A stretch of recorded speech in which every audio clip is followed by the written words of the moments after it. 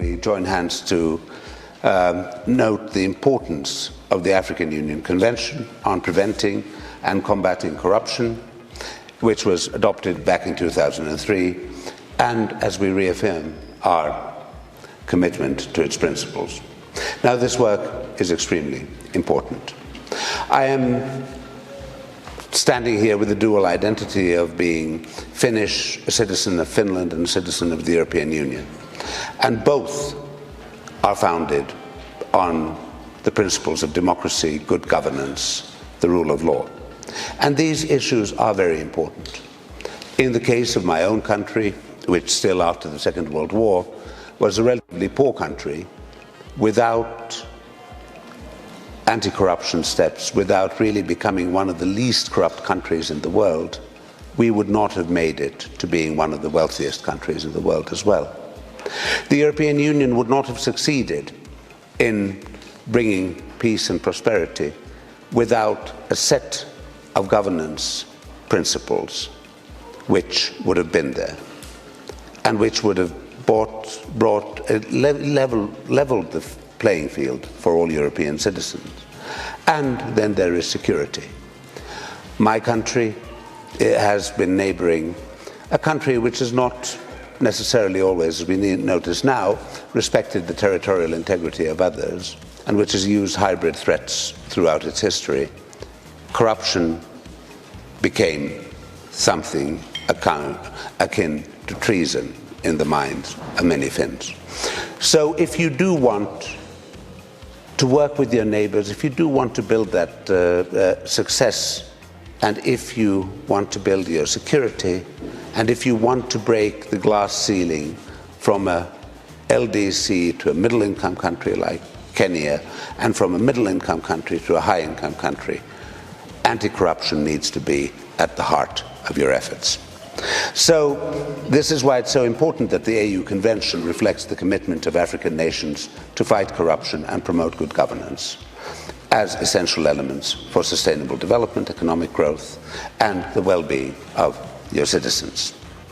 The Convention aims to promote and strengthen measures to prevent, detect, punish, and eradicate corruption in Africa. It aligns with global initiatives such as the United Nations Convention Against Corruption, while addressing the very specific local challenges you have in your own societies. The Corruption Perception Index by Transparency International ranks countries based on their perceived levels of corruption. Now, in 2022, Kenya, our host country, obtained a score of 32 from 100 in their Corruption Perception Index. Okay, this is below the global average score of 43, but if you match it with sub-Saharan average, with the Saharan average score of 32, then you are about there. Kenya is ranked as 123rd out of 180 countries and territories assessed. Now, while the score is low, let me note, and I'll talk about that later, it's been improving. There have been really very good steps, and when we listen to the current government, we see that the commitment is there, and this is a commitment which really needs to be followed through. Now, we see that Kenya has robust laws and policies on corruption. However, implementation, the frameworks still need to be operationalized. You really need to work there.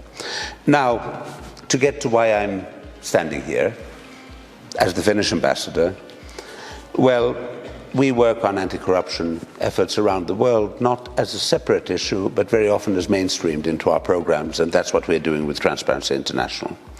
For us here, we work to improve women's democratic participation, we work to counter gender-based violence, and as well as strengthen technical and vocational education and increase decent job opportunities for young people. Women, peace and security, youth, peace and security, these are key. And let me unpack that a little bit. On gender, corruption can really disproportionately affect women. It limits their access to resources, services and opportunities. Addressing corruption is crucial for creating an enabling environment where women can fully participate and benefit from development processes.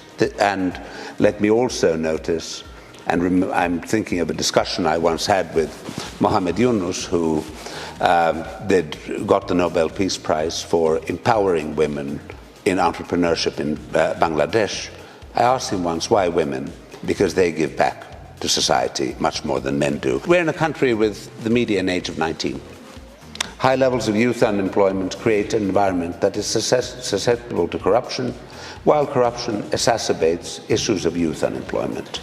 When corruption thrives, it hampers economic growth and diminishes the chances of creating sustainable employment opportunities for young people. Here again, everybody loses.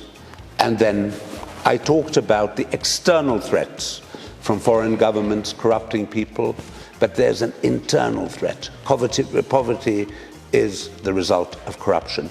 Unemployment is the result of corruption. And where are the origins of extremism, violent extremism? Where are the origins of people feeling desperate? Here we come to peace. If your societies do not work, they become vulnerable. So gender, youth and peace are very closely connected. The fight against corruption and the range of actions are needed. You need legal frameworks, you need institutional capacity, and you need to protect, as was mentioned very importantly, whistleblowers. These are heroes, not villains, even if it's quite difficult at times, even in settings of governments which have started off by fighting corruption. That guy or lady who comes there and blows the whistle and says, there's a problem. No, he won't be very popular. But these people are heroes. Our societies need them. Citizen participation and civil society engagement is important. And Kenya has done a lot since the 2020 constitution and the beginning of devolution. There are governance systems which recognize the right of local communities. However, the implementation, involvement and participation of citizens in public finance management and governance process, well, it's still not quite there. There's still a way to go. And the engagement of rural women, youth and persons with disabilities in governance and decision-making is especially low. As a consequence, many women, youth and persons with disabilities remain excluded from governance processes. We want to encourage the government to ensure the full participation of people in the management of public affairs and national and grassroots levels. Politics is not about leaders. Politics needs to be about citizens. It needs to be about every single person here. Let us really recommit ourselves to the values of transparency, accountability and integrity for the sake of our economic development, our peace, our security, and to breaking those glass ceilings. Asante sana, thank you very much.